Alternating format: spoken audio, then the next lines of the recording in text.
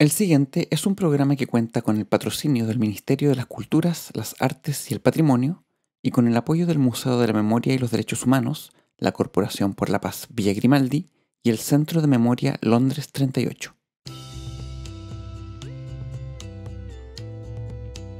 Los años de dictadura podrían ser un compendio de historias que nos hablan de los postergados de la sociedad, tratando de sobrevivir ante la indolencia de un régimen que pareciera haberse ensañado con aquellos que nunca tuvieron demasiado, pero que en algún momento pensaron que podrían vivir dignamente. Una seguidilla de relatos que solo nos confirman la dureza de vivir siendo pobre, pero que nos reafirman también que ser pobre en dictadura era todavía más dramático. Ahora, si a esta condición le agregamos la marginalidad que solo pueden experimentar quienes crecieron no encajando en la norma de una sociedad patriarcal, machista y heteronormada, sin duda que el panorama solo empeora. Tal fue el caso de los artistas que veremos hoy.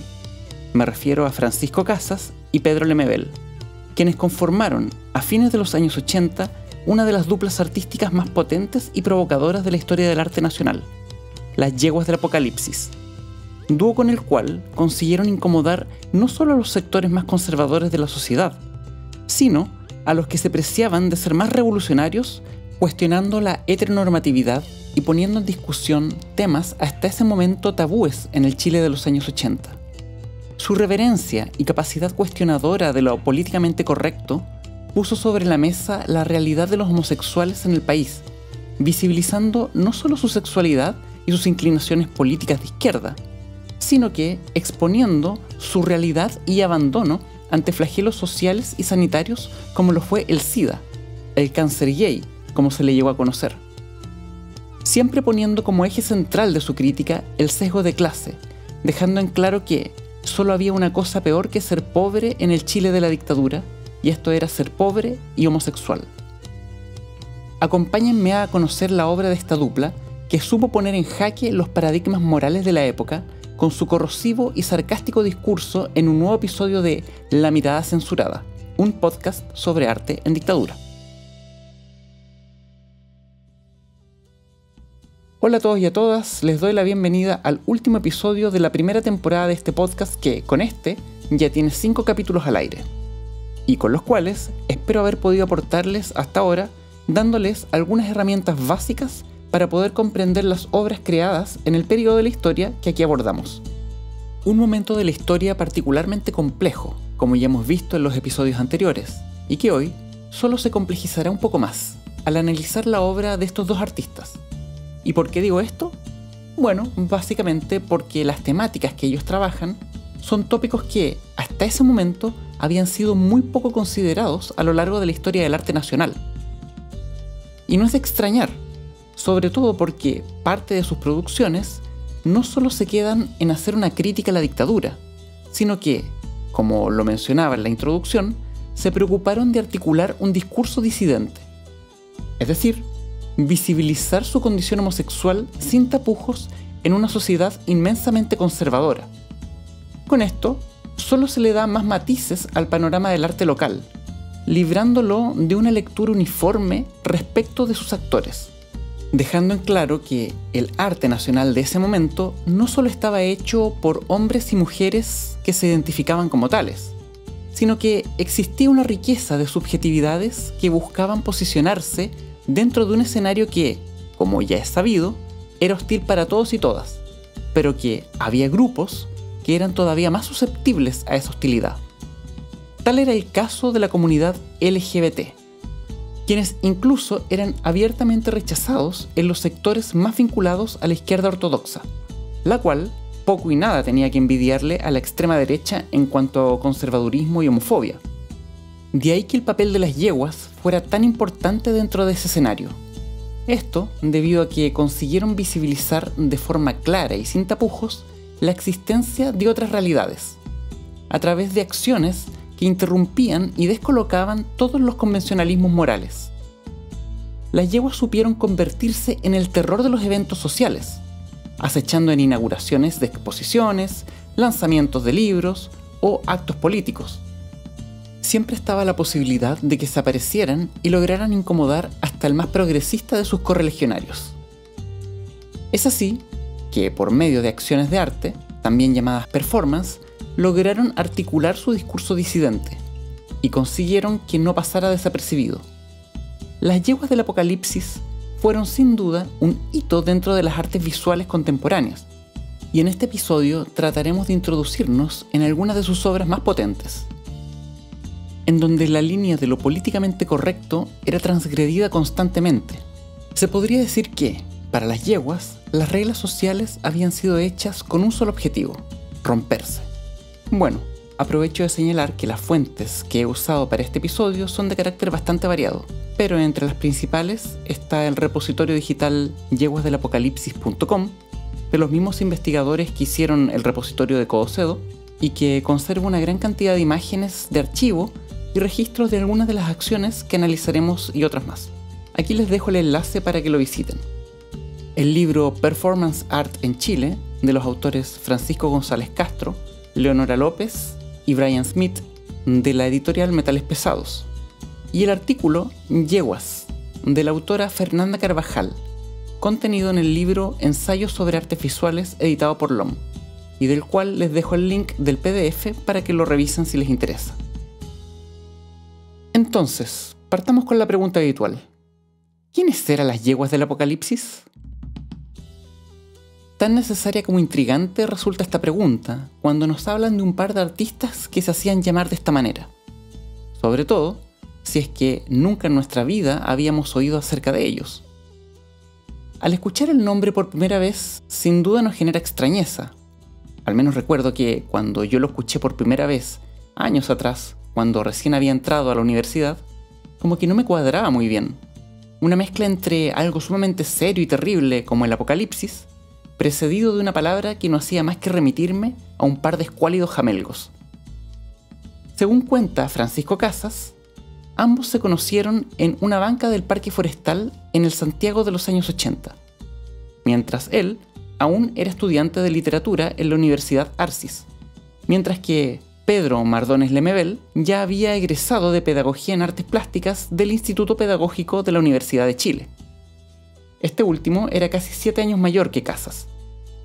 Y hacia finales de los 70, Lemebel se comienza a desempeñar como profesor de artes plásticas en un par de colegios periféricos de la capital, de los cuales presuntamente fue despedido por su homosexualidad en 1983. Después de eso, no volvió a ejercer la pedagogía y se dedicaría de lleno al trabajo literario. Ambos eran de origen proletario, algo que nunca negaron ni quisieron ocultar, sino muy por el contrario, lo hicieron parte de su discurso. Fueron una dupla que, como ya se mencionó, emerge a finales de los años 80, específicamente el año 1987, pero que tienen su debut el año 1988, en una performance conocida como Coronación de Espinas, y que tuvo lugar en la ceremonia de entrega del premio Pablo Neruda al poeta Raúl Zurita, la que se llevó a cabo en la casa de Neruda conocida como La Chascona, ubicada en un sector céntrico de la capital. ¿Qué hicieron? Entregaron una corona de espinas al poeta para que se la calzara, algo que evidentemente no hizo. No me la pensaba poner, dijo cuando le preguntaron qué opinaba al respecto. Se dice que esa fue la primera vez que se pronunció en voz alta y en público el nombre Yeguas del Apocalipsis, que fue lo que respondieron cuando los periodistas les preguntaron quiénes eran. Y si bien podrían haberse considerado como una extensión más de ese grupo llamado Escena de Avanzada, por lo rupturistas que eran, lo cierto es que no, ya que se escapaban de forma bastante evidente de la estética que ese grupo de artistas manejaba. Aun cuando compartían lineamientos políticos, los intereses de las yeguas iban más allá, sobre todo considerando que las obras de la avanzada, para ese entonces, ya se habían consolidado dentro del escenario local y regional. Y aun cuando eran bastante próximos a nivel personal a algunas de las intelectuales de ese grupo, como la filósofa Nelly Richard o la escritora Diamel El Tit, sus referentes artístico-conceptuales iban por una línea más interesada en la desacralización de todo aquello que se había vuelto hegemónico, y de alguna u otra forma, el arte de la escena de avanzada se había tornado en, por así decirlo, el arte de vanguardia aceptado dentro de los circuitos artísticos y culturales más alternativos. Y es justamente ahí donde irrumpen las yeguas del apocalipsis, que en términos estéticos estaban más próximos a lo que se podría entender como la cultura punk o lo camp, es decir, todo lo que atenta contra la mesura, el decoro y la moral establecida en una sociedad de cuño eminentemente católica. Una de sus principales características radicaba en el impacto que sus acciones producían en los presentes. La provocación fue el artilugio predilecto de estos artistas para enarbolar sus banderas de lucha, las cuales, como ya lo hemos dicho, eran, por una parte, la visibilización de la comunidad homosexual, que para aquel entonces era un movimiento bastante incipiente en Chile, junto con el compromiso hacia los derechos humanos. De ahí que, al igual que Luz Donoso, estos artistas colaboraran de forma activa con agrupaciones de derechos humanos y de detenidos desaparecidos. Siempre presentes en las protestas que buscaban derrocar el régimen y que para fines de la década ya eran cada vez más frecuentes, y muy próximos también a movimientos de las disidencias como el colectivo lesbo-feminista Ayuquelén o el movimiento de liberación homosexual Móvil, siendo incluso bastante críticos con este último, debido a su inclinación a las políticas proinstitucionales a la hora de concebir la lucha. La radicalidad era la forma de lucha para Casas y Lemebel, puesto que sospechaban de esa política de los acuerdos que comenzaba a fraguarse poco a poco en las postrimerías de la década por parte de la clase dirigente, y que, como ya es sabido a estas alturas, sería la tónica durante los años 90. Políticas que a los últimos que tenía en consideración eran a los homosexuales y a las disidencias. Y entonces, ¿qué pasa con el nombre? Bueno, este iba precisamente en la línea de lo contestatario y disruptivo desde donde ambos intentaban posicionarse. La palabra yegua, al menos en Chile, y probablemente en otros países latinoamericanos también, se usa como insulto para las mujeres, ya sea que haga referencia a su robustez o bien a modo de juicio moral, apelando a la vulgaridad de esta. Pero también se usa contra los homosexuales. Según comenta la investigadora Fernanda Carvajal en su artículo Yeguas, hay en la elección de un insulto como nombre un gesto político. Los nombres ofensivos, dice la autora, tienen una historia implícita que se invoca y se consolida al pronunciarlos, portando consigo residuos traumáticos. Es decir, que cada vez que esa palabra es enunciada, inevitablemente retrotraería ese residuo traumático, dado en su génesis. O dicho de otro modo, que debido a que el término es originariamente un insulto, y debido a que todo insulto tiene por función principal agredir, es que cada vez que se dice, hay algo de esa agresión contenida en el vocablo. ¿Se entiende? Existe además, en esa apropiación del insulto, una clara actitud impugnadora al machismo que dio origen a ese apelativo. Y, por otro lado, tenemos la palabra apocalipsis, que hace una referencia al último texto del Nuevo Testamento, pero que aquí lo utilizan haciéndole un guiño al SIDA, el que fue llamado la plaga del fin del siglo, causando estragos durante los años 80 y 90, siendo una enfermedad que, en sus orígenes, se asociaba exclusivamente a los homosexuales. Obviamente que había en esta nomenclatura una intención de mofa de la profecía bíblica, y que obedecía a ese espíritu sardónico e iconoclasta que los caracterizaba. Otra particularidad que encierra el nombre que ostentaban era el hecho de que estaba en plural, lo cual le daba un tenor rimbombante y derechamente intimidante. Tanto es así que el mismo Lemebel decía que la gente les tenía miedo porque cuando se corría la voz de que andaban merodeando, nadie sabía muy bien de cuánto se trataba. El nombre ya era una agresión. No eran llamarse Pepe y Lucy, las chicas del rincón. No, pues, yeguas del apocalipsis. Entonces van a venir las yeguas del apocalipsis. La gente se asustaba, pensaba que iban a aparecer, no sé, 200 maricones emplumados, rabiosos. Y éramos dos apenas esmirreadas, ¿no? Locas chilenas, ¿no? Cabe decir que sus intervenciones no pasaron de las 20, y en cuanto a los registros que se conservan, son todavía más escasos. Algo que uno podría atribuirle a la falta de recursos, que efectivamente era un hecho, contaban con muy pocos recursos. Pero lo cierto era que había una decisión premeditada en esta idea de no prestarle demasiada atención al registro, ya que veían en esta condición la posibilidad de potenciar todavía más esa actitud iconoclasta, atentando contra el fetiche de la obra de arte, una obsesión propia del arte burgués. Bueno, finalmente el dúo se termina el año 93, ya entrada la democracia, principalmente porque cada uno comienza a trabajar en sus proyectos personales, ambos vinculados a la creación literaria, siendo reconocidos a nivel internacional por sus trabajos en esta área. Aún así, tuvieron un par de reencuentros durante la segunda mitad de los años 90, las que solo fueron reuniones esporádicas. Finalmente, Lemebel muere el 23 de enero de 2015, producto de un cáncer de laringe. Algunas semanas antes había tenido su última aparición en público con motivo de un homenaje en el marco de un tradicional festival de teatro que se realiza actualmente en Santiago, en una velada en su honor bautizada como La Noche Macuca.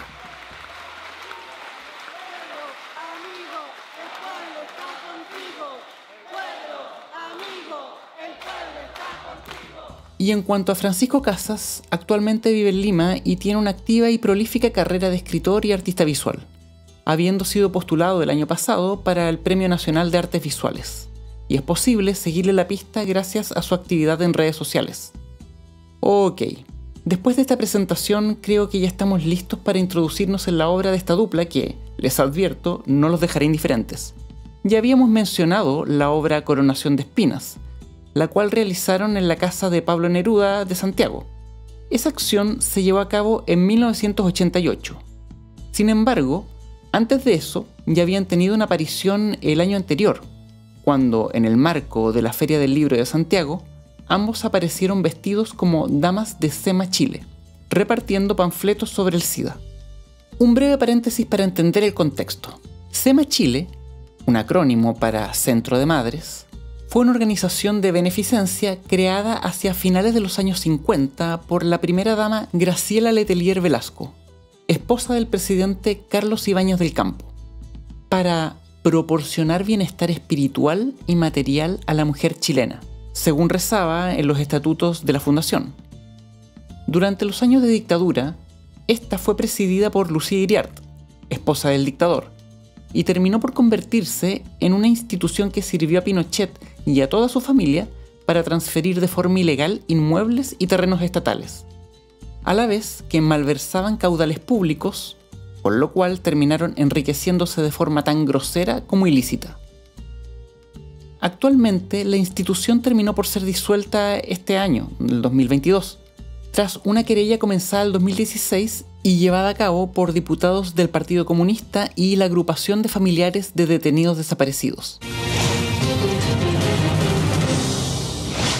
Momento de nuestro reportaje. La Brigada Investigadora de Lavados de Activos de la PDI está indagando el origen y destino de por lo menos 260 propiedades en el marco de la llamada arista SEMA Chile del caso Riggs. ¿Por qué menciono todo esto? Pues simplemente porque las yeguas tenían claro el potencial significante de esta institución, la cual era un símbolo de la concepción machista y asistencialista que las clases dominantes tenían de las mujeres pobres, en donde veían a estas como sujetos de caridad y de abnegación. Esto último ya que todas quienes trabajaban ahí eran voluntarias y no se les pagaba un solo peso, y por lo mismo eran una institución que encarnaba todos los valores conservadores de la sociedad. De ahí lo corrosivo del discurso que encierra la obra. Dos hombres, travestidos como damas de SEMA, repartiendo panfletos sobre una enfermedad de, comillas, homosexuales, como se pensaba en ese tiempo que era. Esta acción, lamentablemente, no está documentada, y para ese momento nadie sabía muy bien quiénes conformaban esta dupla, la que aún no tenía nombre, al menos no uno que fuera conocido por todos. Fue solo al año siguiente cuando reaparecieron en el evento ya mencionado con Coronación de Espinas, que se les conoció por su nombre. Relativo a esta obra, y para ahondar un poco más en ella, podemos decir que se ven elementos propios del cristianismo, aludiendo a los tópicos abordados por Zurita en su obra poética, y nuevamente en un claro afán por profanar de las formas más cáusticas posibles hasta el último reducto de sacralidad. Aunque por las fotos se ve que Zurita se lo tomó con humor. Otra acción que resulta capital para poder entender bien el cuerpo de obra de las yeguas del Apocalipsis fue la llamada refundación de la Universidad de Chile, realizada también en 1988 y que se llevó a cabo en el marco de una toma de la Facultad de Artes. La performance consistió en ingresar a dicha facultad, ambos montando una yegua completamente desnudos, al tiempo que eran escoltados por las poetas Carmen Berenguer, Carolina Jerez y Nadia Prado. La acción buscaba, en la exposición al desnudo de dos cuerpos masculinos montados en una yegua e ingresando a la casa de estudios más importante de Chile, reflexionar en primera instancia en torno al erotismo poniéndolo en el espacio público, algo que por convención social debiera ser relegado al ámbito privado, más aún si esa erotización estaba contenida en dos cuerpos homosexuales. Es importante señalar que, tal y como la autora Fernanda Carvajal señala en su artículo, si bien el régimen de Pinochet no tuvo una persecución programada y planificada hacia los homosexuales, como sí lo han hecho otros regímenes autoritarios, la norma instaurada era la de la heteronormatividad y recibía una fuerte sanción a nivel social si ésta no era respetada en el espacio público. Pero junto con ello, la homosexualidad fue un delito tipificado en el Código Penal, es decir, estaba proscrita. Algo que sirvió como excusa para varios de los allanamientos a prostíbulos, nichos de trabajo de muchos de los travestis en los barrios más marginales de las ciudades. La derogación de esta ley solo vino a ocurrir ya bien entrada la democracia en el año 1999. La acción de las yeguas, además, tenía como otro de sus ejes centrales de reflexión poner el acento en el lugar que los homosexuales tenían en el espacio académico, ya que a estos socialmente no se les concebía en esos espacios, sino en otros bastante restringidos. Pensando que los homosexuales en ese momento nunca estábamos en la universidad en carreras como medicina, como ingeniería, como derecho, no, o sea, ¿dónde están los homosexuales? Evidentes, digo yo, a las que se los nota, ¿no? Es de una y otra nota. A ver, ¿dónde estaban? En la peluquería. Bueno, la pregunta que algunos de ustedes estarán haciendo: ¿por qué en una yegua? El montar a la equina tenía varias capas de sentido. En primer lugar, hace una referencia directa al nombre con el cual ellos se identifican, acentuando todavía más esa idea, al punto que se hacen uno con el animal. En segundo lugar, la idea de montar tiene una relación directa al sometimiento, tanto sexual como militar, y que es parte del contenido ofensivo que tiene dicho vocablo inferido como insulto: yegua. Y en tercer lugar, la idea de entrar a la universidad montados en esta, cual conquistadores, reforzando la idea del nombre que tiene la acción: refundación de la Universidad de Chile. ¿Por qué? Porque le hace un guiño a las supuestas gestas heroicas de los conquistadores fundando ciudades en Latinoamérica. Y aquí el guiño específico vendría a ser al conquistador y fundador de Santiago, Pedro de Valdivia, pero atentando contra toda la virilidad que un personaje como ese ostentaba, al ser dos hombres desnudos y abrazados, montando una yegua y escoltados por mujeres. Y, por si esto fuera poco, la figura masculina del conquistador se ve todavía más vulnerada y trastocada, al hacerla calzar con un personaje que nada tiene que ver con nuestro folclore local, pero que los artistas recurren a ella citándola de forma bastante evidente al estar desnudos montados en el corcel. Nos referimos a Lady Godiva, un personaje del folclore británico del siglo XI que, según cuenta la leyenda, era la esposa de un conde que, solidarizando con sus súbditos ante la abusiva alza en los impuestos, intenta convencer a su marido que no los aumente. Ante la petición, este le dice a ella que solo accederá si es que se pasea desnuda por el pueblo sobre su caballo. Ella acepta el trato, pero no sin antes acordar con los aldeanos que, mientras ella se encuentre haciendo su recorrido, estos deberán permanecer dentro de sus casas con puertas y ventanas cerradas, para así no mancillar su honor. En este personaje hay varias implicancias relativas al posicionamiento político del sujeto femenino, quien, por medio de su accionar, es capaz de determinar el devenir económico de un pueblo entero. Esto gracias a su astucia, con la que consigue engañar a su marido, el sujeto masculino de la historia, dejándolo en ridículo. Y al tiempo que no solo opera como un individuo, sino como parte de un colectivo, su pueblo.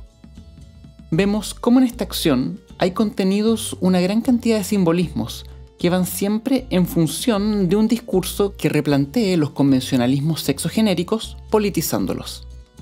La siguiente acción en la que me gustaría detenerme es la llamada La Conquista de América, realizada el 12 de octubre de 1989 en la Comisión Chilena de Derechos Humanos en Santiago. Esta consistía en que ambos artistas bailaban una cueca, baile nacional de Chile, sobre un mapa de América del Sur dibujado sobre un lienzo blanco. Sin embargo, la performance tenía varias características que se hace necesario señalar. En primer lugar, ambos estaban descalzos y de torno desnudo, vistiendo pantalones negros.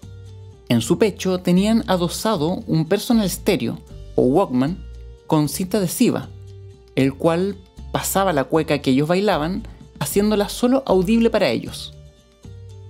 Y el detalle más relevante de todos, por el impacto que produce al enterarnos, es que sobre el mapa habían esparcido fragmentos de vidrios de botellas de Coca-Cola. Evidentemente que la obra tiene varias aristas desde donde agarrarla. La primera que salta a la vista es la alusión directa que hacen en el mismo título que esta lleva, La Conquista de América. No es casual que hayan elegido esa fecha para realizarla, el antiguamente llamado Día de la Raza, el día del arribo de Colón a América en 1492, apuntando directamente al derramamiento de sangre con las heridas que se iban infligiendo a medida que el baile se desarrollaba. Un dato no menor es el hecho de que hayan decidido realizar la acción en ese lugar y no en otro, la Comisión Chilena de Derechos Humanos, dado que, con esto, establecen un nexo directo al escenario local, haciendo que el derramamiento de sangre no solo apunte al genocidio hecho por los europeos en el continente, sino que tenga una conexión directa con la masacre realizada durante los años del régimen por sus aparatos de represión. Ahora, si hilamos más fino, podemos entender la acción desde otras aristas que también posee. Debemos entender que la cueca consiste en una coreografía que emula la conquista del gallo a la gallina, en donde la mujer se arranca del hombre en un flirteo que dura toda la canción hasta que, finalmente, ambos terminan tomados de los brazos. Si nos ponemos a pensar más en profundidad, el baile es el cortejo y conquista de un hombre hacia una mujer. En definitiva, una danza tradicional e históricamente heteronormada, pero que aquí es ejecutado por dos homosexuales semidesnudos, que dejan de manifiesto la liberación de la libido expuesta en público. Además de esto, la cueca, durante los años de la dictadura, adquiere una variante por parte de las viudas y en general por parte de todas las mujeres que habían perdido a algún varón de su familia, conocida como la cueca sola, en donde danzaban de forma muy sobria y sin pareja, siempre vestidas con falda negra, evocando su duelo y manifestando su dolor. Aquí los artistas no solo buscan evocar el dolor de las mujeres, sino encarnarlo.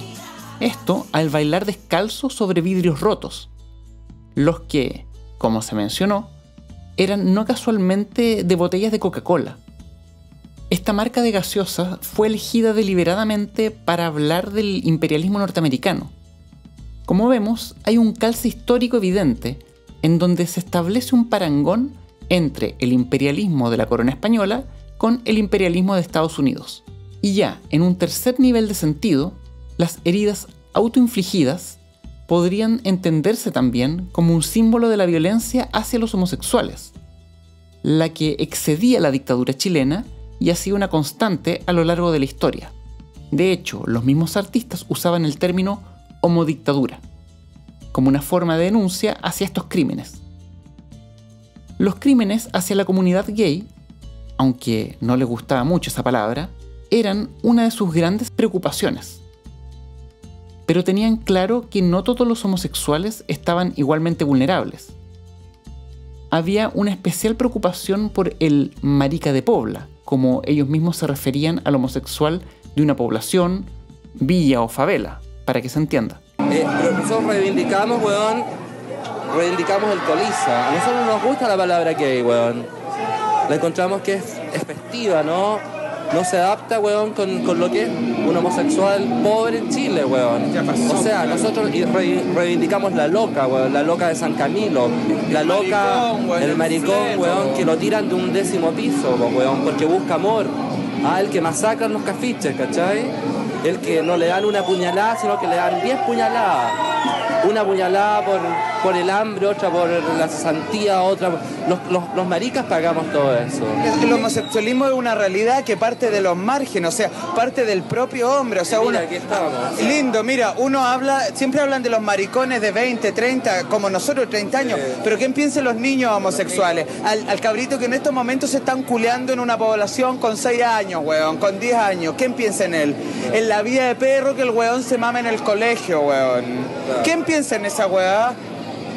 Sí, si no somos los maricones viejos, sí, hay chicos, hay niños, weón. Y desde esa perspectiva sí hay que cambiar y hay que hacer algo. En definitiva, al marginal. De ahí que su discurso pueda ser entendido desde lo interseccional, en donde la reivindicación a las disidencias estaba atravesada por un discurso de clase. La siguiente intervención con la cual me gustaría terminar este episodio es la llamada ¿De qué se ríe, presidente? Y fue llevada a cabo en 1989, en el contexto del acto político impulsado por artistas e intelectuales que proclamaban a Patricio Aylwin como el candidato a presidente para las elecciones a realizarse ese mismo año. Recordemos que el año anterior, el plebiscito había dado por derrotado al dictador, imponiéndose la opción no a la dictadura. Y ahora lo que quedaba era la elección presidencial, en la cual la oposición ponía su candidato, Patricio Aylwin, y los partidarios del régimen ponían el suyo. El acto fue realizado en el Teatro Cariola y convocado por la Concertación de Partidos por la Democracia, la coalición de partidos de centro-izquierda que fueron quienes gobernaron durante los siguientes 20 años en el país. ¿Y en qué consistía este acto? Bueno, la idea era dar a conocer las políticas culturales del programa del candidato en cuestión para su gobierno. Ahí estaban importantes figuras del mundo político, cultural e intelectual. Sin embargo, las yeguas no habían sido invitadas, algo que en ningún caso significaba un impedimento para aparecerse de imprevisto. De hecho, esa era su especialidad, y en efecto así ocurrió.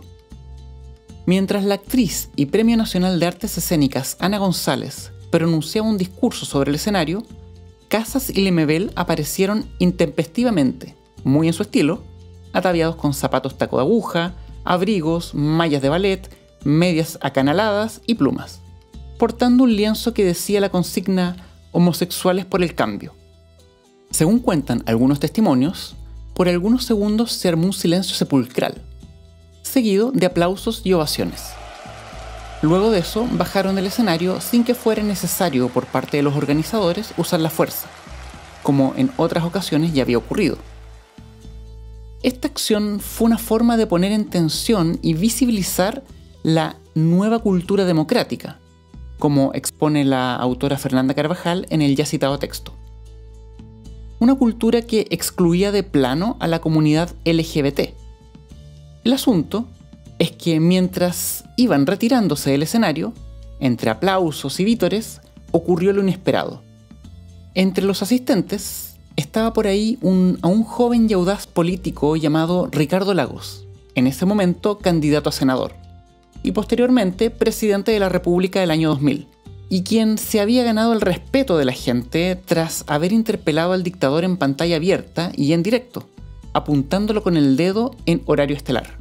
Fue en ese momento, mientras las yeguas saludaban a su público, que, sin saberlo, el señor Lagos estaba ubicado dentro del radio de alcance de Francisco Casas, quien, sin dudarlo, y pillándolo desprevenido, le robó un apasionado beso.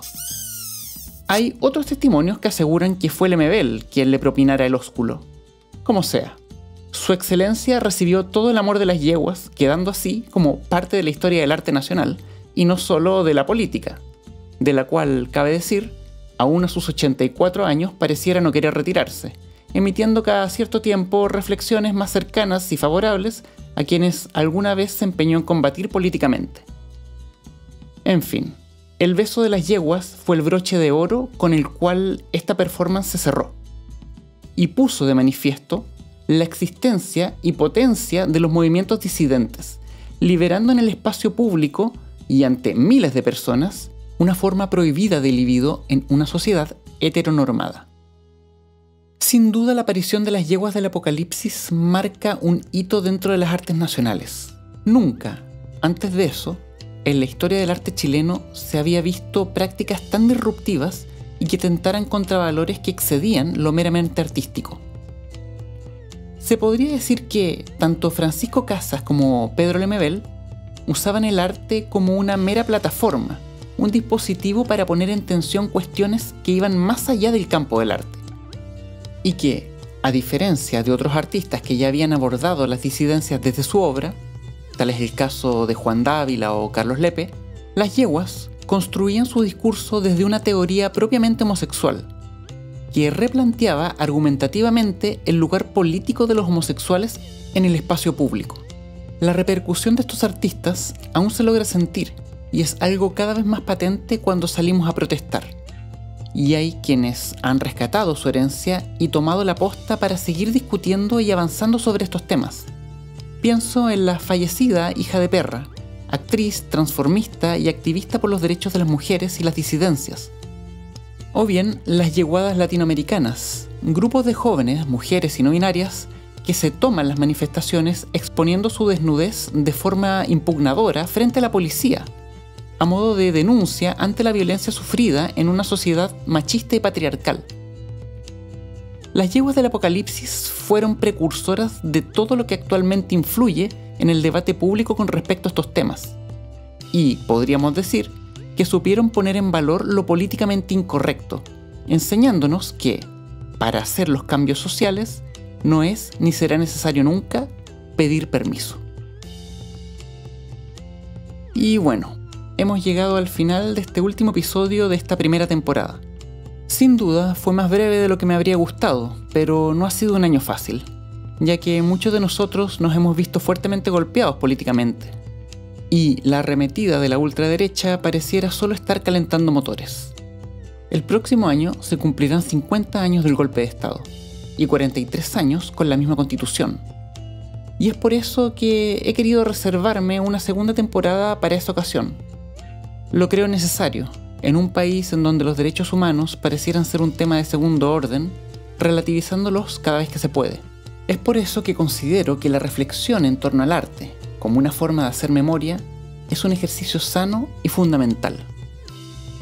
Y bien, es así que me despido hasta el próximo año, esperando haberles aportado con algunas herramientas básicas para aproximarse al arte de este periodo de nuestra historia. Les mando un abrazo grande y les deseo lo mejor. Quisiera agradecer encarecidamente a Leonardo Ramela, ingeniero, sonidista y músico, productor y editor del podcast, y a quien pueden escuchar en su canal de YouTube.